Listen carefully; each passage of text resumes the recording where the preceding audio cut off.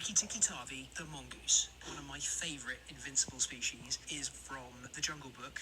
Rikki-tikki-tavi, the mongoose that battles the cobra, which actually happens. There's mongoose, and mongooses, which I understand is the plural, have a defence mechanism against fatal bites. So cobra venoms, specifically cobra venoms, disrupt nerve impulses by affecting a neurotransmitter called acetylcholine, and this stops the heart and the breathing muscles, but mongooses have a particular mutation of the receptor for acetylcholine, which means that can stop the venom from having its fatal impulse, depending on the quantity that's injected. So it's not completely correct to say that mongooses are immune to snake venom, but they're incredibly resistant. And so these little things that kind of look a little bit like ratty-looking cats, they are some of the most aggressive, some of the most fierce, but also highly resistant to the most powerful natural toxins found in the world in the form of elapid venoms.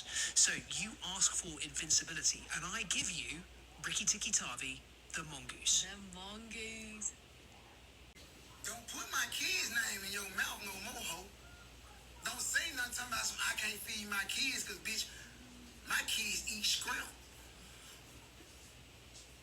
My kids eat shrimp, ho.